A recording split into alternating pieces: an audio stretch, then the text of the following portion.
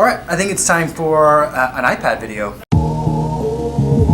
So what I want to do today is I want to talk about how you can do video impeachments in Trialpad. Now natively this is not kind of supported by the app in terms of the way that you might think. So if you're familiar with Trial Director for the laptop or Sanction, other more robust laptop-based systems, you can pull up a transcript by searching the transcript by page and line number and make a clip instantly and on the fly that way.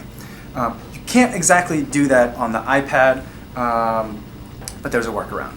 So the workflow is that you'll have to create the video clips that you might want ahead of time. So you'll have your list, send it to your videographer or your litigation support people, and then we'll make the clips. We then upload those clips to a folder in Dropbox, and that's how they get it onto the iPad itself. So we'll go into my actual Dropbox in Trialpad, and I'll pick up these demo impeachment clips. And here are the files that I want to use. You can see here we go from demo 1 all the way through demo 49. I think that for this particular witness, in the actual trial, there was like 80-something potential clips. They're all relatively short. It's like a Q&A. And so the clips range in anywhere from like 3 to like 30 seconds. So we'll select them all and then we'll import them. We'll create a new case. We'll call it Impeachments Example and create the case, and those are going to start downloading. And so the way that it'll work is when you get to the trial, you'll have all your exhibits in your main Trialpad kind of main repository.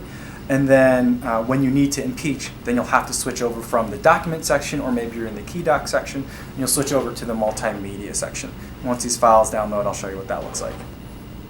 All right, so now we got all the clips downloaded. Let's go take a look at that impeachment example folder that we created.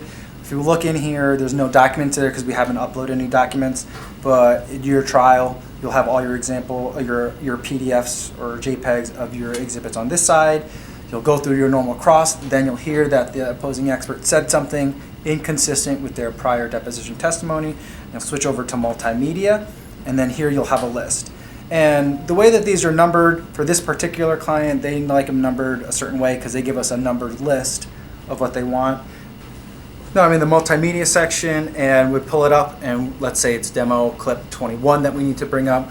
Once we get connected to another screen, we'll make sure that we're on output, and then we'll go to present. What you'll see is you'll have all your play controls at the bottom, so you have a play, and then you'll also have the scrubbing tool that you can scrub back and forth. The default behavior, I don't think you can change it, but the behavior is once you select it and you're on present, it won't play right away. Like the first frame of the video clip will show up on the screen, and then when you're ready to actually present it, you'll hit play. I'm talking about after March 6, 2006. And so then the impeachment clip will play. Then once you're done with the impeachment clip, the attorney or you will perfect the impeachment. That's the question you're asked, that's the answer you gave. They'll say yes, and then you go back to your document section, and then you'll resume the cross-examination that way. So that's how video impeachments will work. Using the iPad, you can do it, but it takes a little bit of legwork ahead of time. Now, I know a lot of attorneys that legwork will seem like it's too much, but if you really think about it, if you're doing your prep, these are page and line ranges that you should already know, that you should already have in your outline, so that way you're not fumbling around for things and trying to get the impeachment done while also saying, well, you know, I'm pretty sure he said something like that earlier, and having to search for it. So you want to make sure you have that all down in your outline anyway. And so if someone is saying, like, I don't want to do that work ahead of time, video impeachments might not be for me, ask them what they do with their normal cross-examination script, and I bet you that someplace for the really important clips, they have that information down already. So all they have to do is share it with whoever's going to edit their video, put it into Dropbox, get it onto your iPad, and then you'll be ready to do your impeachments. The only limitation with this is that you can't then say, like, well, I need to play the next Q&A for, let's say there's an objection, rule of completeness, there's another answer and question that needs to be read. You won't necessarily have that ready, but if that happens, then you can always go and read the following portion.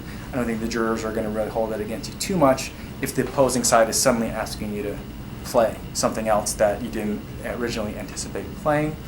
But this will also give you the tools you need to make sure that if you have a particularly squirrely witness, that you can kind of keep them in line by showing, look, no matter what you say, I know if you're going to say something different, and I have the video and the audio to prove it. So that's how we do video impeachments for the iPad. If you need to do a lot of video impeaching, or if you want to absolutely have that ability to impeach on the fly, then the iPad probably isn't going to work for you, and you'll need to do something like Trial Director for the laptop. The Trial Director for iPad can't do it either, or you'll need to use something like Sanction, which is similar to Trial Director in terms of that functionality.